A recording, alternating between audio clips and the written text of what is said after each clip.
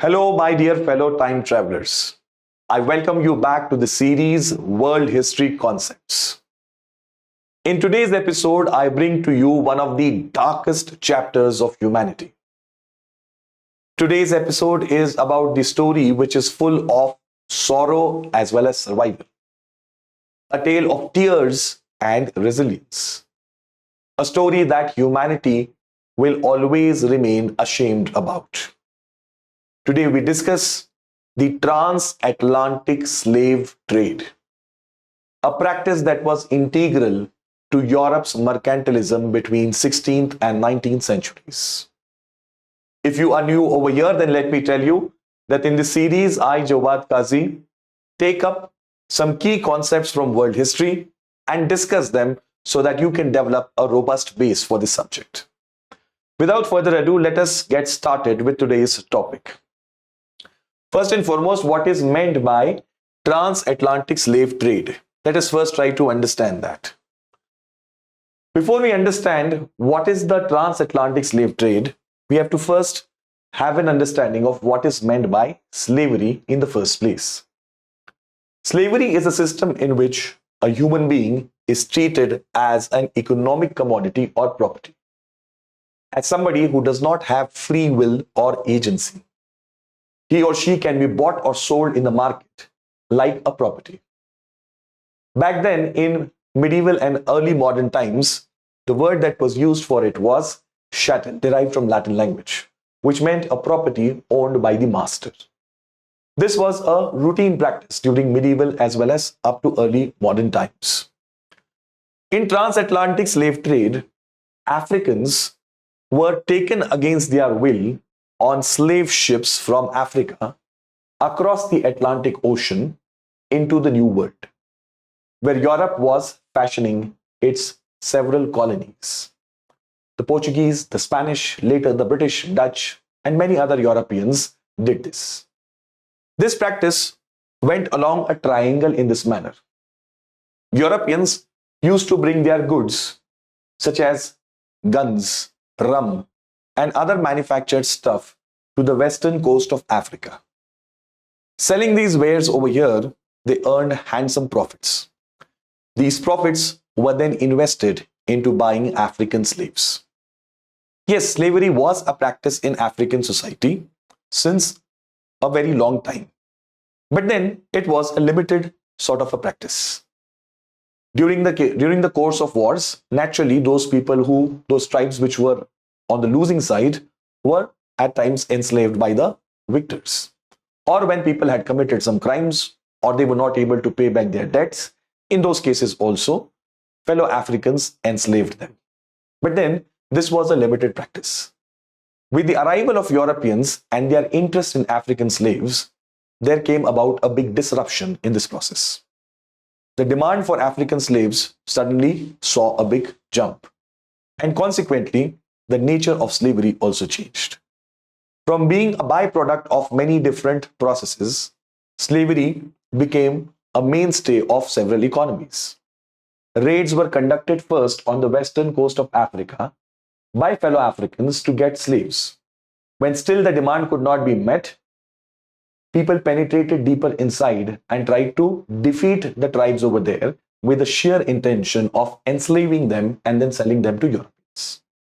As time went by, Europeans themselves also undertook these sort of activities to get slaves at a much cheaper price.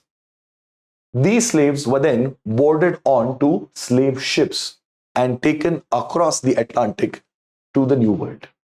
So this is the first leg of this transatlantic slave trade from Europe to Africa. And this particular leg is called as the Middle Passage or the slave route. It typically took these ships about 3 to 6 months to ship these slaves to the markets in the New World. In these markets, these slaves were then sold as cattle, where Europeans, settler colonists, they bought these slaves to carry about various different types of works, especially on different plantations. Cotton, sugarcane, tobacco, these were the types of crops which required a lot of human labor. And these African slaves were very highly valued assets over there. Whenever we talk of slavery, what often comes to our mind is the southern states of USA and the Civil War. No doubt, slavery was a practice in those states till 1861. 1861 to 65, the Civil War is fought, and 1863, Proclamation of Abolition is released.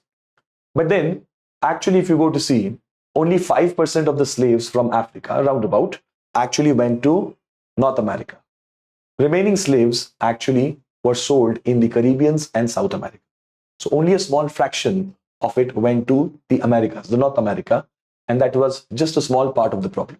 The majority of the slaves went to South America, particularly to Brazil and to the Caribbean islands. After selling the slaves in these markets, these European traders purchased the goods produced in these colonies and then took these goods back to Europe and sold them at handsome profit. So this was a practice that went on from early 16th to 19th century. This practice is called as the triangular slave trade or transatlantic slave trade. Well, this is what the concept is at the core. Well, guys, before I go ahead and tell you the background and characteristics of this practice, let me briefly announce that we are now starting our new batches from the 11th of August. These new batches will be available in English, Hindi, and English medium as such. Prelims to interview or P2I batch, as the name suggests, is an end-to-end solution for your entire civil services journey. From just thinking to start out this preparation to figuring out your name in the holy PDF in the final merit list, this batch is a one-stop solution for you all. It includes hundreds of hours of live classroom teaching, recorded material, a lot of copious notes, daily and weekly tests, mentors to handhold you throughout the journey, to help you prepare a customized plan for yourself, and a lot more. In case you are still in any kind of doubt whether you should or shouldn't start your UPSC journey, then I would strongly recommend that you should do it right away. 11th of August is fast approaching. I recommend that you start this process immediately by enrolling for this batch, and you can use my code JDLive to earn substantial discount on the fees of this course. With that, now let us see the background of development of this transatlantic slave trade. Now, Europe was not unknown to the practice of slavery. During the ancient times also, Europe had seen the practice of slavery. But then, with the advent of Christianity and the moralistic tone of Bible, it became impractical to enslave fellow white Europeans. But all of this did not apply, of course, to the Black Africans. The Black Africans were not even considered as human beings. They were considered as a being less than human beings. And therefore, enslaving them did not in any way affect the moral scruples of the then society. Geographical discoveries that came about towards the end of 15th century led to creation of colonies in the New World. Portuguese, the Spanish, British, French, Dutch, all of these people were in a constant race to get hold of more and more colonies. So these colonies were best suited for raw materials, especially agriculture and plantation crops. The crops that were needed in Europe were grown over here in these colonies, and most of these crops were extremely labor intensive. Crops such as cotton, sugarcane, tobacco, and also a lot of mining activity went about in these colonies. All of this required tremendous amount of human labor, which Europe was not able to provide. So there was a big gap or demand for human labor as such. Furthermore, ample land was available. And the more the human beings available for work, the more land could be brought under cultivation. All of this generated a huge demand for cheap human labor. Native American tribes living over there in North and South America, the Europeans first tried to enslave them. But these tribes, being native, they had some sort of an advantage. They resisted and fought hard. And therefore, Europeans realized that it was not as profitable to fight and enslave them, because that would lead to more costs on account of wars, deaths, etc. Furthermore, many of these tribes also in many places died because of the different diseases that Europeans brought with them. These tribes had lived in isolation with very minimal human contact from the outside world. When the Europeans came, they brought with them Europe's diseases, especially diseases like smallpox, and massive number of people were killed, washed away during this process. Also, Native Americans could not survive the grind of very labor-intensive plantation crops. They were not found to be very suitable for heavy back-breaking kind of work that this plantation crop required. And therefore, Africa becomes handy for Europe. Africa already had a history of slavery. African slaves could prove to be much more resilient than the Native Americans, and for this reason, it became very convenient for Europeans to actually look towards Africa for slaves. Guys, in case you're wondering where you can get my PDFs from, then here is a QR code. You can scan and reach my channel, Jawad Qazi UPSC Preparation, or use this link otherwise also. And you can join my channel and download all the PDFs that I share and get updates about my different video lectures. Now let us see, how did Europe start about with this practice? The first to start this was the nation of the Portuguese. Henry the Navigator is often credited to have thought about it first. King Charles V issued a charter in 1518 for transportation of slaves from Africa to the New World. And soon, Spain, Britain, France, Netherlands, and even Denmark, all of these European countries followed suit. They went to African coast and bought slaves, sometimes through raids also they took slaves and carried them to these distant colonies. From 16th to 19th century, we will see that this practice is going on with the Europeans. Europeans finally abolished these practices as late as the 19th century. After the French Revolution, during which Maximilien Robespierre had abolished this practice, Europeans slowly realized the barbarity of this, and they started to pass laws that abolished slavery. For example, Britain passed a law in 1833 that abolished the practice of slavery. Netherlands did it somewhere in 1860s, and so did many other European countries. So around that period, European countries banned this particular practice. But while this should have been a relief for the Africans, it came way too late. By that time, 10 to 15 million Africans had already been transported to these new colonies, having a huge impact on the dynamics inside Africa. And out of these 10 to 15 million, it is reported that around 15% never actually made it to the land. They never survived that journey of 3 to 6 months on the slave ships. They died en route itself. Now let us see what were the characteristics of this practice of transatlantic slave trade. These slaves were raided, captured, uprooted from their society, and forced to walk their way to the coast of Africa, where slave ships were waiting to take them to the New World. Completely disconnected from their culture, land, and society, they became rootless. Sociologists, guys, call this as social death. Although physically the person is alive, but having been completely disconnected with his culture, with his land, with his people, the person has suffered a different form of a death, which is called as social death, different from physical death. These slaves, when they reached the ships, often they were branded with hot iron, like animals are. Their hair was shaved off, and they were cramped in ships, to the fullest possible capacity. They were branded like cattle, chained in small spaces on lower decks. These African slaves started a journey to an unknown destination, not knowing what would happen to them over there. Many of these Africans also had a fear that they are going to be eaten up by these white people. They feared that these white people were cannibals and are actually taking them to cook somewhere else. And this, you can imagine what would have been the impact on their, psychology when they were traveling or traversing this journey. They were kept in the lower decks of the ships where there was no light, no ventilation, no hygiene. It was filled with human filth, and all of this led to various diseases. These diseases, often turned fatal, and many of these African slaves died because of those diseases. These corpses were then thrown into ocean mercilessly. Physical, sexual, and psychological abuse was common from the white people who were taking them to these new lands.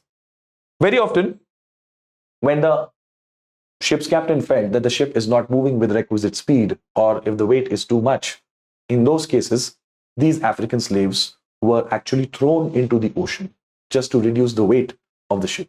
Can you imagine how insensitive people were in that time? And to make things even worse, because many of these ships' captains had entered into contracts for supplying requisite number of slaves, they wanted to prove that they had actually brought the requisite number of slaves, but for some reason they had to drop them off. So ears of these slaves were cut off, and those ears were then deposited with the person whom they had contracted with, to prove that yes, I had these many number of slaves, but then for so and so reasons I had to drop them off in the sea, and for that purpose their ears were cut off. And these were not just of dead bodies, but also living slaves, their ears were cut off. Okay, thus those who were relatively more lucky, those slaves finally made it to the land, but there again a future of darkness awaited them. Sold like animals to the prospective owners, these slaves were then taken into the interior lands of the New World, where they were made to do back-breaking labor from dawn to dusk. The climate of these regions is very hot and humid, and survival is very difficult over there. And in such climate, they had to work very, very intensively, especially when they were working in the fields of sugarcane. After the harvest of sugarcane, the sucrose content goes down very fast. So during the harvest season, after cutting the sugarcane, that had to be carried to the factories where sugar was made, and in that entire hot temperature, these African slaves had to work, sometimes up to 50 hours non-stop as well. Well, these were the kind of things that they went through. Complete denial of their human agency and even of their basic human dignity. The consequences of this kind of a practice were deep, and they continue to have impact even in today's times. Let us see some of the major consequences. Africa suffered a loss of working age group men. Therefore, we see that the gender ratios also changed in Africa. Women became more numerous than men, as mostly, of course, women were also taken, but majority of the people who were taken were men. This practice gave a boost to racist concepts in Europeans. Since the practice of slavery could not be justified on the basis of religion, the African slaves were made out to be such communities who were not fully humans, and therefore it was justifiable for them to be considered as slaves. This gave boost to the idea that white races are superior to other colored races. So indirectly, it reinforced the concept of racism. Europe and Americas definitely benefit out of this practice. It provided them with cheap, or rather I would say free labor. The children of slaves also became slaves. In USA, we will see that the number or population of slaves actually goes on increasing, which goes to show that the slaves were reared for next generation of slaves. That was free of cost, basically. You only had to pay them, you only had to give them food, water, and clothing to wear. That's all. Okay. After slavery was banned in different European countries, we will see a different type of an impact on Africa. While this should have come as a relief, it led to another negative consequence. Before the bans of slavery were enforced in Europe, it was only the coastal part of Africa that was known to Europeans. It was only there that they had some kind of possessions. But when slavery was banned at that time, many of the interior kingdoms of Africa, they tore apart, because this was the mainstay of their economy, selling of slaves.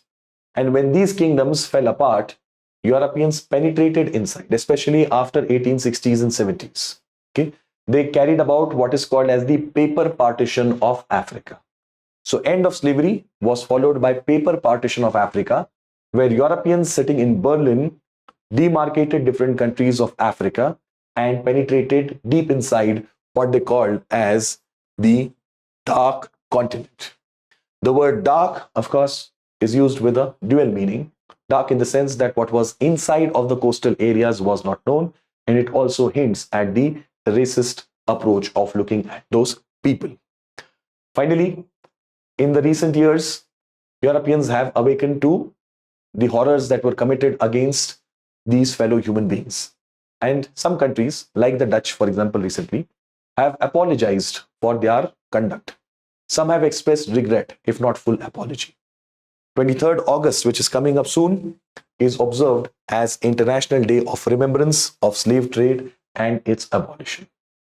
While slave trade has been abolished, its after effects can be seen even today in those parts where descendants of these black slaves live. In America, even in this day and age, despite the Civil War, despite the Civil Rights Movement, Black Lives Matter sort of issues have to be raised. This is just the continuation of that same racist outlook that manifested in those centuries. Of course, it's much more mild, much more subtle now, but nevertheless, that full level of inclusiveness and justice evades the descendants of these Black African slaves. On that note, we'll conclude our session for today. I will see you in my next class. This series of world history concepts is running 3 days a week. We're coming out with videos on Tuesdays, Thursdays, and Saturdays, guys. I'll see you in my next class. Thank you very much.